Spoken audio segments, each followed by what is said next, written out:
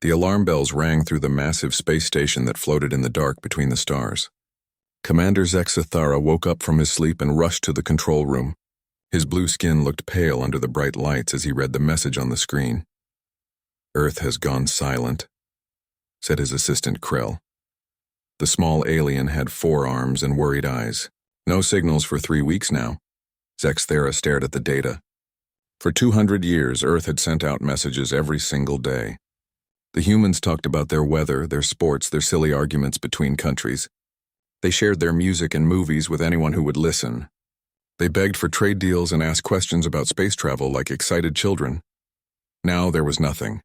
Just empty space where their signals used to be. "Maybe their machines broke," said Krell. "Humans are not very good with technology." Zexathara nodded. This made sense. Humans were a young species. They had only learned to fly between planets 50 years ago, and only because the Valorian Empire had taught them. Before that, they could barely leave their own world. The Valorians had been generous with the humans. They had given them basic space engines and simple computers. In return, the humans let them mine rocks from their moon and the floating stones around their sun. It was a fair deal. The humans got to feel important, and the Valorians got valuable materials. "Send a message to the Galactic Council," Zexathara said. "Tell them about the silence." The Galactic Council was made up of 12 different alien species. They had been keeping peace in the galaxy for thousands of years. Earth was not a member because humans were too primitive and too violent. They fought wars over small pieces of land and couldn't even agree on one government for their planet. The Council's response came back quickly. Most members were not worried. The Thorian Empire said humans probably killed themselves in a war. The Nexari Collective thought they had used up all their planet's resources. The Chilon Assembly believed a disease had wiped them out. "Young species do this all the time," wrote Council Leader Morden. "They reach for the stars too quickly and fall back to their planet. Sometimes they destroy themselves. It is sad but normal." But Zexathara felt something was wrong. He had visited Earth many times for trade meetings. He had walked through their cities and eaten their strange food. The humans he met were not stupid. They asked good questions and learned quickly. Their leaders were smart, even if they argued too much. "I want to go to Earth," he told the Council.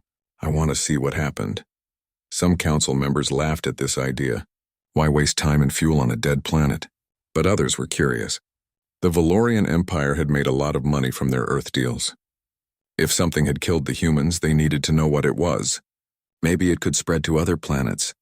The Council gave Zexathara permission to take a small fleet to Earth. He chose 5 ships and his best officers. They would travel to the human planet and solve the mystery. As they prepared to leave, Zexathara looked at the files about Earth one more time. The planet had 3 billion humans living on it. They had built thousands of cities and covered their world with roads and farms. Their technology was basic but functional. They had nuclear power and simple computers. They had reached their moon and sent small robots to other planets in their system. The humans seemed happy to be junior members of the galactic community. They traded their art and music for alien technology. They asked for help with their diseases and their environment. They wanted to learn and grow and become better. What could make them all disappear? Zexathara wondered. The journey to Earth took 2 weeks. During the trip, Zexathara studied more human files. He watched their movies and listened to their music. Humans told strange stories about aliens invading their planet, and humans fighting back with primitive weapons. They seemed to think they could win wars against advanced species. "Silly humans," Krell said when he saw one of their movies. "They think they are strong because they can fight each other. They do not understand real power," Zexathara agreed. The Valorian Empire had weapons that could destroy planets. Their shields could stop any human weapon. Their ships could cross the galaxy in days, while human ships took months to reach their nearest neighbor planet. But something in the human stories bothered him. In their movies, humans always found a way to win. They used tricks and courage and teamwork to defeat enemies who should have been too strong. It was fantasy, but humans seemed to really believe it could happen. "Look at this," said another officer, showing Zexathara a human book. "They have hundreds of stories about hiding their real strength. They pretend to be weak and then surprise their enemies." "It is just entertainment," Zexathara said. "Humans like to dream about being important." When they finally reached Earth's system, everything looked normal. The sun was still shining. The other planets were still in their orbits. The asteroid belt where the Valorians had their mining stations was still there. But something felt wrong. Space around Earth was too quiet. Usually there were dozens of human ships moving between their planet and moon. There were communication satellites and space stations and small research bases. Now Zexathera saw nothing moving at all. "Scan the planet," he ordered. The results were confusing. Earth's cities were still there. The lights were still on. The power plants were still running. But there were no humans anywhere. Not in the cities, not in the countryside, not in the space stations. 3 billion people do not just vanish, said Krell. Where did they go?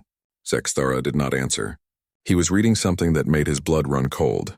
Earth's last transmission, sent 3 weeks ago, had been very short. Just one sentence repeated over and over. "You will suffer for crossing the line." What line? Asked Krell. Zexathera did not know. But for the first time since becoming a commander, he felt afraid. Something had happened to Earth, something the Council had not expected, and somehow Zexathera had the feeling that whatever happened to the humans was not the end of the story. It was just the beginning. Zexathera's ships moved closer to Earth. The planet looked beautiful from space with blue oceans and white clouds. But the silence was scary. No radio signals came from the surface. No ships flew between the planet and its moon. "Take us down to the biggest city," Zexathera ordered. The city had been called New York. Zexathera had visited it many times for trade meetings. It was full of tall buildings and busy humans who rushed around like insects. Now it was empty. Their ship landed in the middle of the city.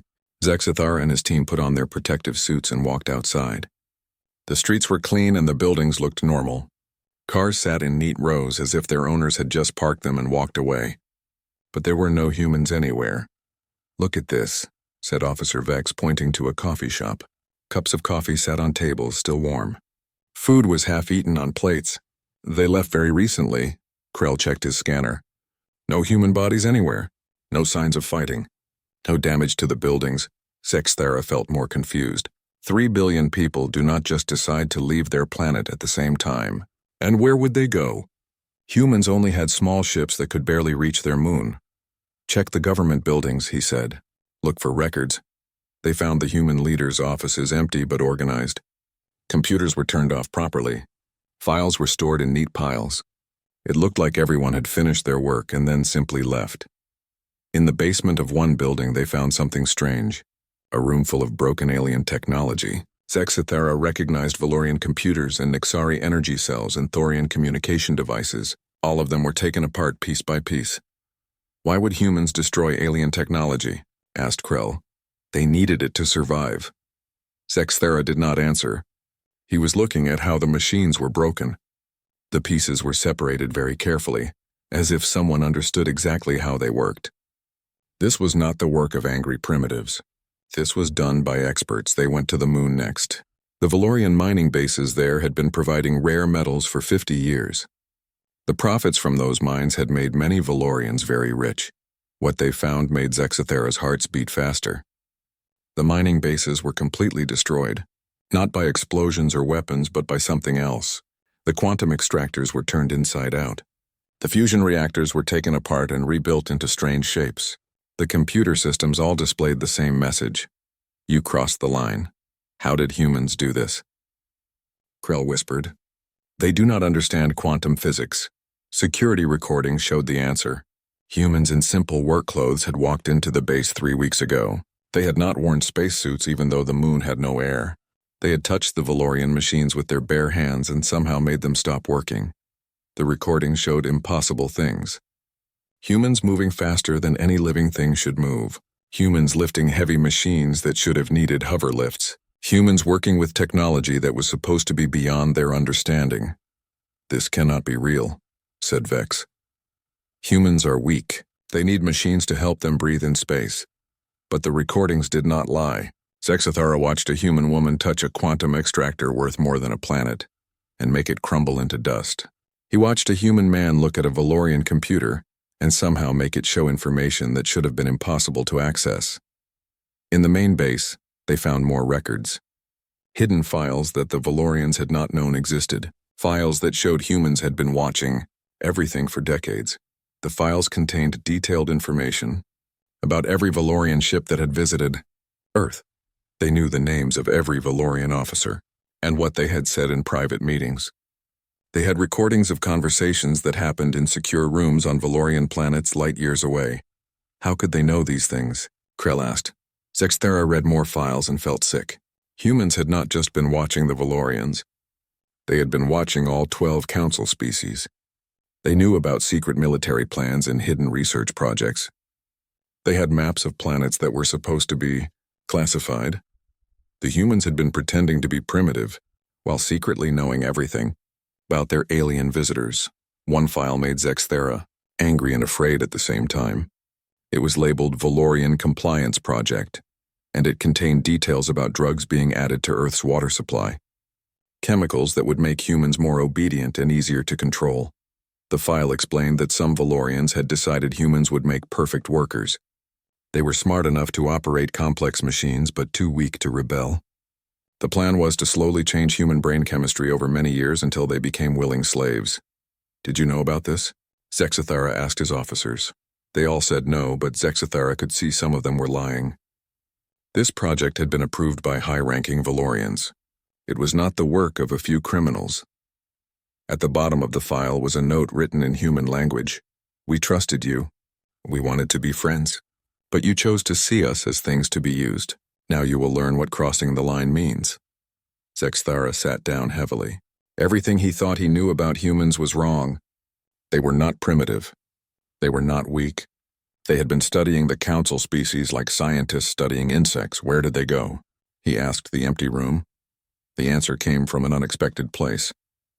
In the deepest part of the moon base, they found a hidden chamber that had not been on any Valorian plans. Inside was a single computer running a simple program. The program showed a map of the galaxy with thousands of small marks scattered across it. Each mark was labeled with human names and dates going back 200 years. Humans had not just learned to travel in space 50 years ago. They had been exploring the galaxy for centuries. Every time they pretended to discover something new, they had actually known about it for decades. The marks on the map showed human bases on planets the Council had never heard of. They showed hidden stations in asteroid fields and secret laboratories in empty space. Humans had been building a secret empire while pretending to be grateful for basic technology. They played a game for 200 years, Zexthera said quietly. And we never knew we were playing. Krell pointed at the map. Look at this. The marks are moving. The map was updating in real time. The human bases were all moving in the same direction, toward the edge of the galaxy. Whatever the humans were planning, they were running away to do it somewhere the Council could not find them. But running from what? Zexthera looked at the message about crossing the line and felt a chill run through his body. Maybe the humans were not running away. Maybe they were getting ready for war. Zexthera sent his findings to the Galactic Council immediately. He expected them to be shocked and worried. Instead, most Council members became angry. This is impossible, wrote Thorian war leader Greg Small. Humans cannot hide technology from us. We have been watching them for 200 years. Valorian intelligence is clearly broken, added Nixari Collective Mind 7. They let primitive humans trick them with simple lies. But some council members understood the danger. The Chilon Assembly sent emergency messages to all their colonies. The Ferox Republic began moving their fleets to defensive positions. 3 smaller species that had joined the council recently became very quiet and stopped answering messages. Council leader Morden called an emergency meeting. All 12 species sent their best leaders to the council station, a massive structure that floated near the galaxy's center. Zexthera was ordered to present his evidence to everyone. The council chamber was huge and dark, with each species sitting in their own section. The Valorians sat in chairs that looked like thrones. The Thorians stood in formation like soldiers. The Nexari floated in tanks of green liquid. Each species had evolved on different worlds and looked completely different from each other. Zexthera showed them the recordings from the moon base.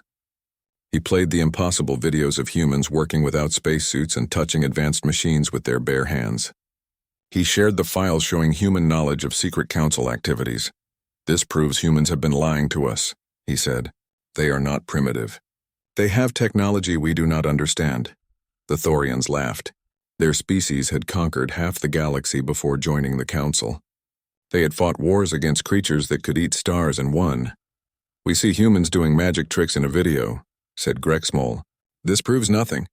Videos can be faked. Maybe the humans made these recordings to scare us before they killed themselves." "Then explain how they knew about Operation Silent Crown," Zexathera said. The chamber became very quiet. Operation Silent Crown was the most secret military project in the galaxy. Only the Council's highest leaders knew about it. It was a plan to use mind control technology on rebellious planets. "Humans could not know about that," whispered Keelon Speaker Felden. "The files are protected by quantum encryption." Zexathera showed them the human records. They had detailed plans of Operation Silent Crown, including the locations of secret research stations and the names of scientists working on the project. They even had recordings of council meetings where the operation was discussed. "How long have they been watching us?" asked Ferox Admiral Kextool. The answer was in the oldest human files. Zexathera had found records going back 300 years, from before humans had even learned to leave their planet.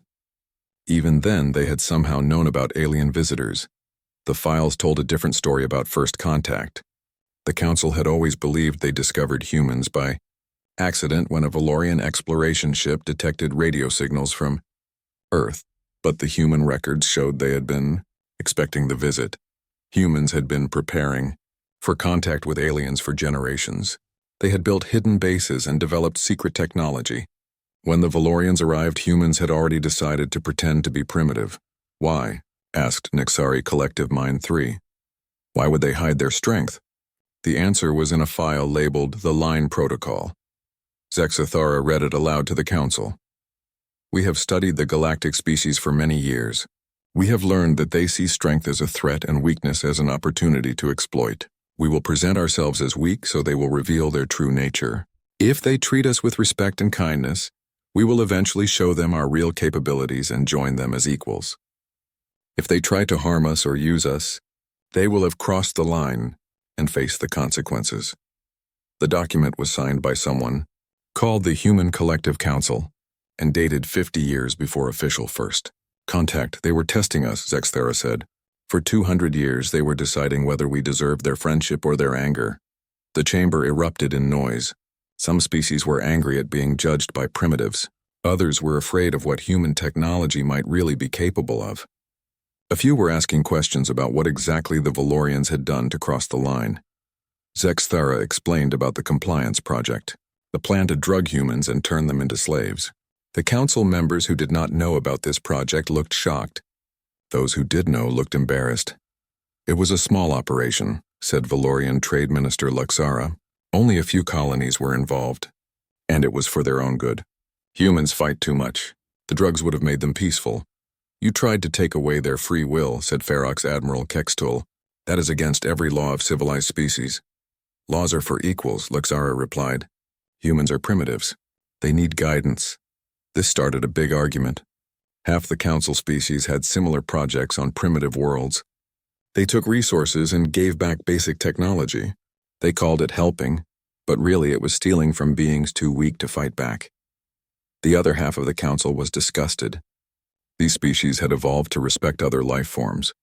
They believed strength should be used to protect the weak, not exploit them. While the council argued, Zexthara studied more human files. He found records of other species the council had helped over the years. Hundreds of primitive civilizations that had been contacted and then slowly absorbed into the galactic economy as junior partners. But some of those civilizations were not primitive anymore.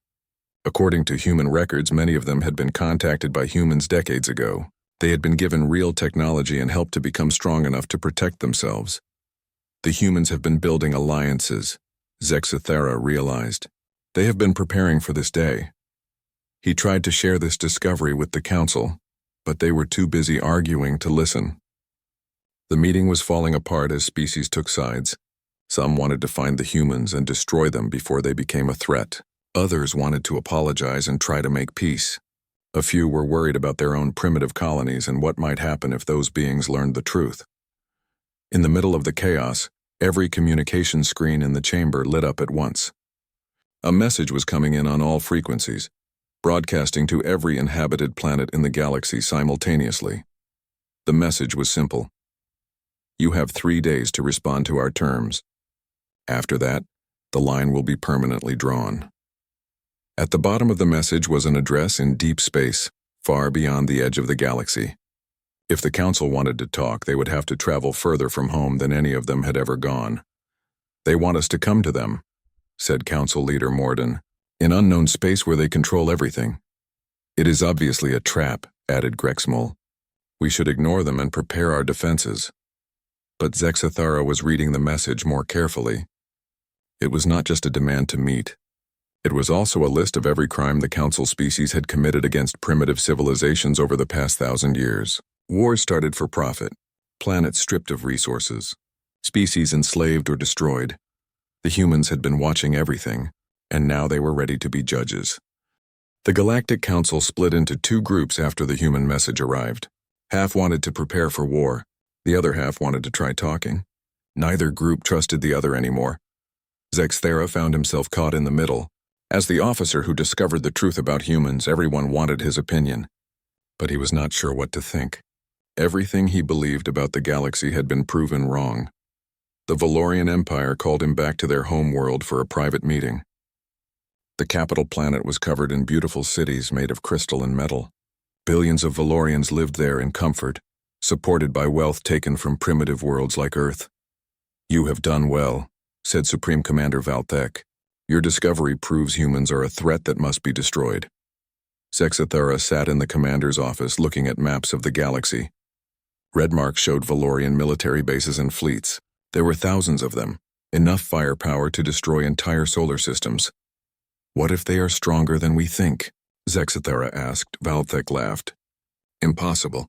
We have been building weapons for 10,000 years. Humans learned to fly in space 50 years ago. Even if they have some secret technology, they cannot match our power." But Zexathara remembered the videos from the moon base. Humans working without spacesuits, machines breaking apart at a human's touch, technology that made no sense according to everything the Valorians knew about physics. "What if we are wrong about what they can do?" he said. "Then we will learn the truth when we destroy them," Valthek replied. The Valorian Empire began preparing its largest fleet ever assembled. They called ships back from distant colonies and activated emergency production facilities.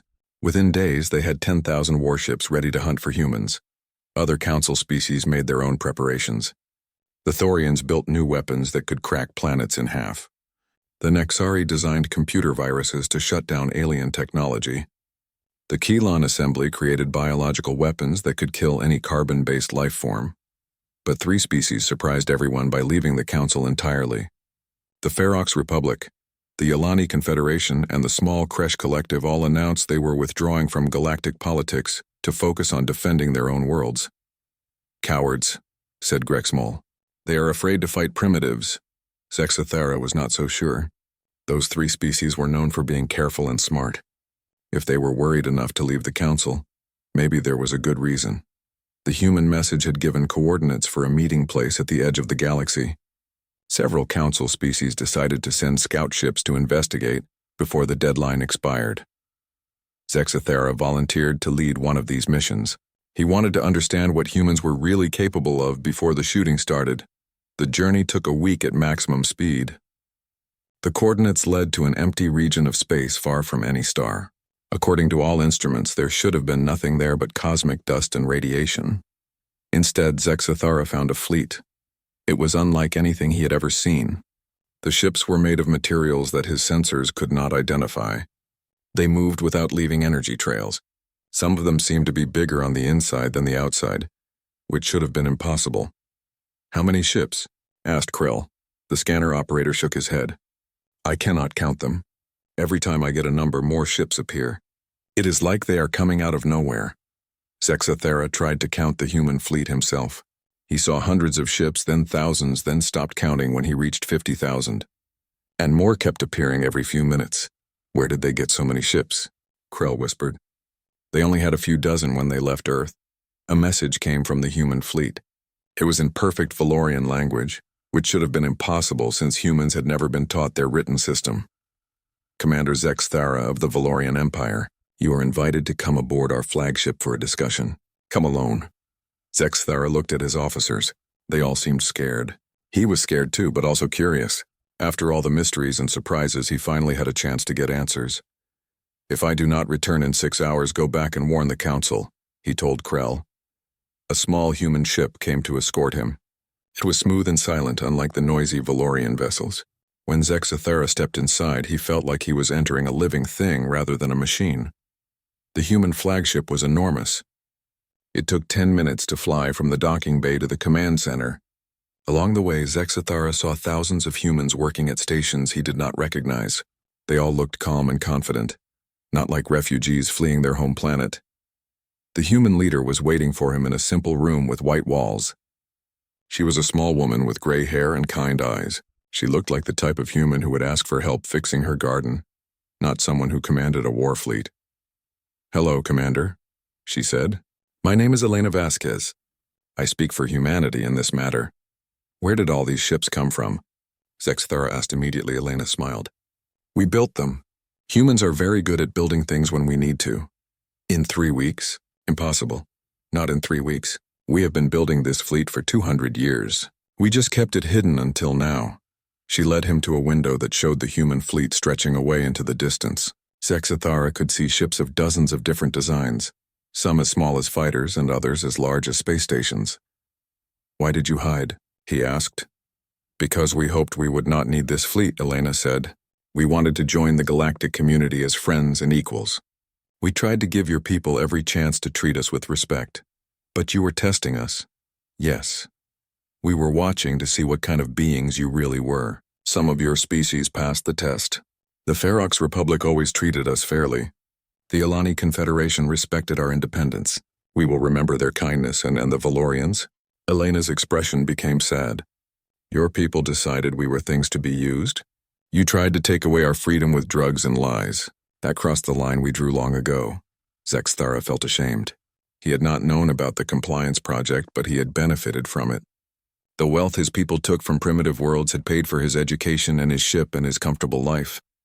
"What happens now?" he asked. "That depends on what your council decides," Elena said. "We have sent our terms. Stop exploiting primitive species. Return what you have stolen. Treat other beings with dignity. If you agree, we can still be friends. And if we refuse," Elena looked out at the massive fleet surrounding them, "then we will make sure you cannot hurt anyone else. We are done pretending to be weak." Zexathara thought about the Valorian war fleet heading toward human space. 10,000 ships with planet-killing weapons. It had seemed like overwhelming force when he left home. Now, looking at the endless rows of human vessels, he wondered if his people had brought enough ships. Zexathara returned to the Valorian fleet with Elena's message, but Supreme Commander Valthek would not listen to reason. "Humans are bluffing," he said. "They have built fake ships to make us afraid. When we attack, their illusions will disappear like smoke." The 3-day deadline passed without the council accepting human terms. Zexathara watched from his ship as Valthek ordered the attack to begin. 10,000 Valorian warships moved toward the human fleet with weapons charging. "All ships prepare to fire quantum torpedoes," Valthek commanded. "We will show these primitives the power of a real military." The Valorian weapons could destroy planets. They had been used to conquer dozens of star systems. Against human ships, they should have been like using hammers to kill insects. But when the torpedoes reached the human fleet, something impossible happened. The weapons simply stopped working. They hung in space like harmless metal balls before quietly dissolving into nothing. "What happened to our torpedoes?" Valthek demanded. His weapons officers had no answer. Their scanners showed the torpedoes had been fired correctly. But somehow the humans had made them vanish without using any defensive systems. "Fire again," Valthek ordered. "Use everything we have." The Valorian fleet unleashed its full power. Energy beams that could melt asteroids, plasma charges that burned hotter than stars, gravity bombs that could twist space itself. Enough firepower to destroy 1,000 Earth-sized planets. None of it worked. Every weapon disappeared before reaching the human ships. It was like the humans were erasing the attacks from reality itself. Then the human fleet began to move. Not toward the Valorians, but in all directions at once. Ships scattered across the galaxy faster than light, appearing at council worlds in minutes instead of the weeks it should have taken. Zexathara watched his home planet on the communication screen as human ships appeared in orbit. Not attacking, just floating there silently. The same thing was happening at every Valorian colony and military base. How did they travel so fast? Krell whispered. Before anyone could answer, every screen in the Valorian fleet lit up with the same message. A transmission that was being broadcast to every inhabited world in the galaxy at the same time. Elena Vasquez appeared on the screens. Behind her stood representatives of dozens of species that the Council had never seen before. Some looked almost human, others were completely alien, but they all stood together like old friends. People of the galaxy, Elena began. For too long you have been ruled by those who see kindness as weakness and strength as an excuse to harm others. Today that ends. The transmission showed records of Council crimes going back 1,000 years, planets stripped of resources, species enslaved or destroyed, wars started for profit. Every secret operation and hidden abuse was revealed in perfect detail. We have been watching, Elena continued. We have been recording. We have been preparing. The age of exploitation is over.